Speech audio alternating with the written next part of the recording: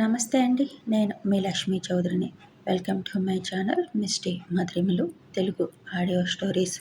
ఇంకా ఎవరైనా సబ్స్క్రైబ్ చేసుకోకపోతే సబ్స్క్రైబ్ చేసుకొని నన్ను ఎంకరేజ్ చేయండి యార్. అల్లుకున్న బంధం పార్ట్ 10తో మీ ముందుకి వచ్చేసాను. కథలోకి వెళ్ళే ముందు ఒక చిన్న లైక్ చేయడం మాత్రం మర్చిపోకండి యార్. మీరిచ్చే లైక్ మాకెంతో ఉపయోగకరం. ఆపరేషన్ ముగించి బయటికి వచ్చిన ఐషుకి పేషెంట్ హస్బెండ్, బంధువులు టెన్షన్తో ఎదురు చూస్తూ కనిపించడంతో తల్లి బిడ్డ ఇద్దరు క్షేమంగానే ఉన్నారు అని నవ్వుతూ వాళ్ళకి చెబుతుంది. పేషెంట్ హస్బెండ్ కన్నీళ్లతో థ్యాంక్స్ డాక్టర్, నా భార్యను కాపాడినందుకు అంటూ చేతులు జోడించి దండం పెడతాడు. డాక్టర్గా అది నా డ్యూటీ అంటూ మీకు పాప పుట్టింది, కొంచెం సేపట్లో రూమ్కి షిఫ్ట్ చేస్తారు, అప్పుడు చూడండి అని తన క్యాబిన్కి వెళ్ళిపోతుంది. ఆ రోజు ఉన్న ఓపీ పేషెంట్స్ని చూడడంలో బిజీ అయిపోతుంది ఐషు. ఎంత బిజీగా ఉన్నా పొద్దున జరిగిన వింత అనుభవం మాత్రం తన ఆలోచన వీడడం లేదు. అసలు నాకు ఎందుకు అలా అనిపించింది? ఆ ఫీలింగ్ ఎందుకు అంత కొత్తగా ఉంది? ఇంతకు ముందెప్పుడు అలా అనిపించలేదు అని తనలో తానే అనుకుంటుంది ఐషు. కాసేపటికి తేరుకొని నేనేంటి పిచ్చిదానిలా అదే ఆలోచిస్తున్నాను, ఇలాగే కూర్చుంటే అదే ఆలోచిస్తా అనుకొని రౌండ్స్కి వెళ్ళిపోతుంది. ఒక్కసారి ఆ ఫీలింగ్ ఎప్పటి నుంచి స్టార్ట్ అయింది, ఎక్కడ ఎండ్ అయింది అని గుర్తు తెచ్చుకొని ఉంటే బహుశా ఐషుకి ఏమన్నా చిన్న క్లారిటీ వచ్చేది ఏమో. మన ఆఫీస్లోనే మన స్టాఫ్లోనే ఒకరు చేశారు అని మైక్ చెప్పగానే రిజల్ట్ కాళ్ళు వణకడం స్టార్ట్ అయ్యాయి. భయంతో ఒళ్ళంతా చెమటలు పట్టాయి. అంత ఏసీలో కూడా. తనకి తెలుసు శివ్కి కోపం వస్తే సిట్యువేషన్ ఎంత దారుణంగా ఉంటుందో. అంత జాగ్రత్తగా ఎక్కడ క్లూ వదలకుండా చేసినా ఎక్కడ దొరికానో, సీసీ కెమెరాలో కూడా ఆ టైంని మేనేజ్ చేశాను అని తీవ్రంగా ఆలోచిస్తున్నాడు రిచర్డ్. శివ్ మైక్కి ఒక పెన్ డ్రైవ్ ఇవ్వగానే అది అక్కడ ఉన్న ప్రొజెక్టర్కి కనెక్ట్ చేస్తాడు మైక్. స్క్రీన్ మీద ప్లే అవుతుంది చూసి అక్కడున్న అందరూ షాక్ అయితే రిచర్డ్ మాత్రం వణికిపోతున్నాడు. అసలు ఏం జరిగిందంటే 3 నెలలుగా కష్టపడి చేసిన ప్రాజెక్ట్ కంప్లీట్ అయిపోయి మొత్తం మైక్కి సబ్మిట్ చేశారు ఫైనల్ చెక్ కోసం. మైక్, నేను చూసుకుంటాను, ఈ రోజుకి మీరు రిలాక్స్ అవ్వండి, ఏదైనా చిన్న చిన్న మిస్టేక్స్ ఉంటే రేపు కరెక్ట్ చేసి ఫినిష్ చేద్దాం అని స్టాఫ్కి చెప్పి పంపించేస్తాడు. మైక్ ఆ ప్రాజెక్టు మొత్తం శివ్కి మెయిల్ చేస్తాడు. శివ్ డెసిషన్ ఫైనల్ కాబట్టి మైక్ కూడా శివ్ చెక్ చేస్తాడు కదా అని తను కూడా ఇంకా రిలాక్స్ అయ్యి వేరే మీటింగ్ అటెండ్ అవ్వడానికి బయటికి వెళ్ళిపోతాడు. ఇదంతా చూస్తున్న రిచర్డ్ అదే సరైన సమయం అనుకొని సీసీ ఫుటేజ్ మేనేజ్ చేసి మైక్ క్యాబిన్లోకి వెళ్ళి అతని సిస్టంలో ఉన్న ప్రాజెక్ట్ వర్క్ మొత్తం డిలీట్ చేసేస్తాడు. మైక్ సిస్టమ్ పాస్వర్డ్ రిచర్డ్కి తెలుసు. ఎందుకంటే మైక్ లేనప్పుడు రిచర్డ్ హ్యాండిల్ చేస్తాడు వర్క్ మొత్తం. మైక్ అంత నమ్మాడు రిచర్డ్ని. అక్కడి నుంచి సిస్టమ్స్ అన్నీ కంట్రోల్ చేసే రూమ్లోకి వెళ్ళి మొత్తం సిస్టమ్స్లో ఉన్న ఫైల్స్ అన్నీ ఎరైజ్ చేసేశాడు రిచర్డ్. తర్వాత ఏమీ తెలియనట్టు స్టాఫ్ దగ్గరికి వెళ్ళిపోయి ఎంజాయ్ చేస్తాడు. కాసేపు అందరూ రిలాక్స్ అయి మిగిలిన చిన్న చిన్న వర్క్స్ కంప్లీట్ చేద్దామని సిస్టమ్స్ దగ్గరికి వచ్చిన వాళ్ళకి సిస్టంలో ఎంటీ ఫోల్డర్ కనిపించాయి. వాళ్ళందరూ టెన్షన్తో మేనేజర్కి ఇన్ఫామ్ చేయగా అప్పటికే మేనేజర్ సిస్టంలో కూడా అదే ప్రాబ్లం రావడంతో మైక్కి కాల్ చేస్తారు. మీటింగ్లో ఉన్న మైక్కి మేనేజర్ నుంచి కాల్ రావడంతో ఎక్స్క్యూజ్ మీ అని పక్కకి వచ్చి ఫోన్ అటెండ్ చేస్తాడు. అటు నుంచి మేనేజర్ చెప్పింది విన్న మైక్ షాక్తో ఒక్క నిమిషం ఏమీ మాట్లాడలేకపోతాడు. సార్ అని మేనేజర్ పిలిచిన పిలుపుకి ఈ లోకంలోకి వచ్చి అలా ఎలా జరుగుతుంది, నేను ఇప్పుడే వస్తున్నాను అని చెప్పి గైస్, ఆఫీస్లో small problem, I have to go, ఇంకోసారి మీటింగ్ పెట్టుకుందాం అని అక్కడి నుంచి బయలుదేరుతాడు. ఆఫీస్కి వచ్చి తన సిస్టంలో చెక్ చేస్తే ప్రాజెక్ట్ మొత్తం డిలీట్ అవ్వడం చూసి తల పట్టుకొని మైక్ కుర్చీలో కూలబడతాడు. అదంతా చూసి రిచర్డ్ లోపల సంతోషపడుతూ పైకి మాత్రం బాధ నటిస్తున్నాడు. 3 రోజుల్లో ప్రాజెక్ట్ సబ్మిట్ చేయాలి. ఏం చేయాలి అని శివ్కి ఫోన్ చేయబోతాడు మైక్. రిచర్డ్ ఆపడం, అయినా తను వెళ్ళిపోగానే మైక్ ఫోన్ చేయడం వెంటనే జరుగుతాయి. టెన్షన్తో మైక్ తను శివ్కి ఆల్రెడీ మెయిల్ సెండ్ చేశా అని మర్చిపోతే, రిచర్డ్ మైక్ చెక్ చేశాకనే శివ్కి ప్రాజెక్ట్ సెండ్ చేస్తాడు అన్న భ్రమలో ఉన్నాడు. ఒకవేళ ఆ క్షణం చేయకపోయినా ప్రాబ్లం ఉండేది కాదు. ఏ రోజుకి ఆ రోజు ప్రాజెక్ట్ వర్క్ శివ్కి సబ్మిట్ చేస్తూనే ఉన్నారు. శివ్ చిన్న మార్పులు చేస్తూ తన డివైస్లో సేవ్ చేసేవాడు. అదంతా చూడగానే స్టాఫ్ అంతా రిచర్డ్ వైపు కోపం, చిరాకు, అసహ్యం కలిగిన చూపులతో చూస్తారు. ఈ ప్రాజెక్ట్ కోసం వాళ్ళు చాలా కష్టపడ్డారు. అది సక్సెస్ అయితే వాళ్ళ కంపెనీ పొజిషన్ టాప్లో ఉంటుంది. ఎంప్లాయీస్కి కూడా వాళ్ళ కష్టానికి తగ్గ గుర్తింపు ఇస్తాము అని మైక్ చెప్పడంతో అందరూ చాలా కష్టపడ్డారు. పైగా కంపెనీ లాస్లో ఉన్నప్పుడు కూడా శాలరీస్ కరెక్ట్గా ఇచ్చారు అన్న అభిమానం కూడా ఉంది అందరిలో. ఆ కష్టం ఒక్కడి వల్ల పోయేది అని వాళ్ళందరి బాధ. శివ్ అందరినీ ఉద్దేశించి, వెల్ డన్ గైస్, మీరందరూ ఈ ప్రాజెక్ట్ కోసం చాలా కష్టపడ్డారు.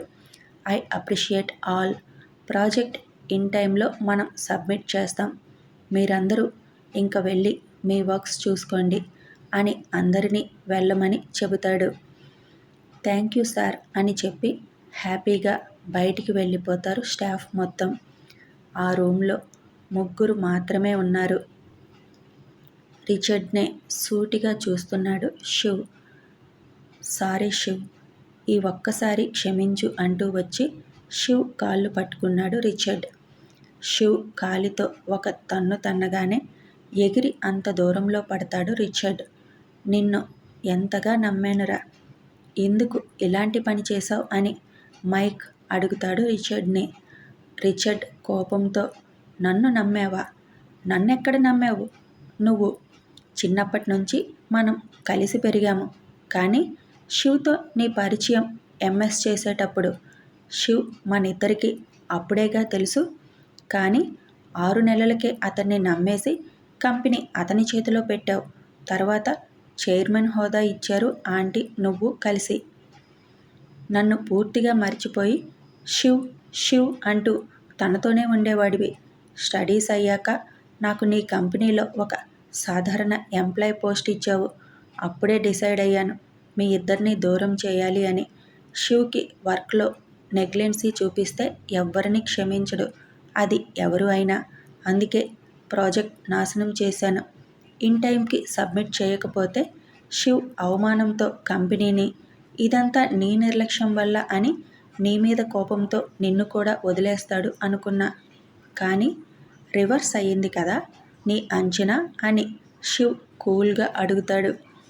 శివ్ అని అంటుండగానే రిచర్డ్ మొహం మీద ఒక పంచ్ ఇచ్చి, శివాంష్, శివ్ అని నాకు దగ్గర వాళ్ళు మాత్రమే పిలిచే హక్కుంది అని శివాంష్ ఇంకొకటి పీకబోతుంటే, శివ్, నేను కొంచెం వాడితో మాట్లాడాలి అని మైక్ అంటాడు. వాడితో ఇంకా మాటలు ఏంటి అని విసుగ్గా అడుగుతాడు శివ్. ఒక్క నిమిషం శివ్ అంటూ రిచర్డ్ ముందుకి వస్తాడు మైక్. ఏమన్నావురా? శివ్కి ప్రిఫరెన్స్ ఇచ్చానా? అవును ఇచ్చాను. అవసరమైతే శివ్ కోసం నా ప్రాణాలు అయినా ఇచ్చేస్తాను. అసలు శివ్ లేకపోతే మాకు జరిగిన నష్టం, అవమానానికి నేను మా అమ్మ ఎప్పుడో చచ్చిపోయేవాళ్ళం. మైక్, ఇప్పుడు అదంతా అవసరమా అని చిరాకుగా అంటాడు శివ్. నన్ను మాట్లాడనివ్వు శివ్ అని మైక్ చెప్పి, ఒక పక్క నాన్న చనిపోయిన బాధ, ఇంకో పక్క ఆస్తులు అన్నీ పోయి రోడ్న పడే పరిస్థితి. ఏం చేయాలి అని దిక్కుతోచని పరిస్థితిలో మీరు రాలేదురా నా దగ్గరికి. మీ నాన్నని హెల్ప్ అడిగితే చేయడానికి ఏమీ లేదు అని మొహం చాటేశారు. నువ్వు కూడా ఏదో రావాలి అని ఒకసారి కనిపించి కాలేజీ ఉందని వెళ్ళిపోయావు. అప్పుడు వచ్చాడురా నేను ఉన్నాను అంటూ. నువ్వు అన్న 6 నెలల స్నేహానికే జరిగింది తెలుసుకొని అమ్మకి నాకు ధైర్యం చెప్పాడు. ఇన్వెస్టర్లకి ఏం చెప్పాడో తెలీదు, కానీ 2 నెలలు టైం తీసుకున్నాడు. ప్రాజెక్ట్ సబ్మిట్ చేయాల్సిన వాళ్ళని రిక్వెస్ట్ చేసి టైం తీసుకున్నాడు. నా బాధలో నేను ఉంటే లీడ్ తీసుకొని కంపెనీలో స్టాఫ్కి అర్థమయ్యేలా చెప్పి వర్క్ స్టార్ట్ చేశాడు. నువ్వు కాలేజ్ అని పెట్టిన వంక తను పెట్టలేదు. ఒక పక్క చదువుకుంటూనే ఇంకో పక్క రాజ్ను కూడా తనతో పాటు తీసుకొని వచ్చి కష్టపడ్డాడు. నాన్న పరువును, ఈ కంపెనీని నిలబెట్టాడు. నువ్వు అన్న చైర్మన్ హోదా ఇప్పటి వరకు యాక్సెప్ట్ చేయలేదు. ఒక్క రూపాయి కూడా తీసుకోలేదు. తన షేర్లో వచ్చే వాటా కూడా చారిటీకి ఇస్తున్నాడు తను. మన దేశం కాదు, చదువు కోసం వచ్చాడు. కొద్ది రోజుల స్నేహానికి అంత చేశాడు. స్నేహానికి కొత్త అర్థం చెప్పాడు తను. తనకి అవసరం లేదు ఇదంతా. అయినా కేవలం స్నేహితుడు అన్న ఒక్క కారణంతో ఇంత చేశాడు.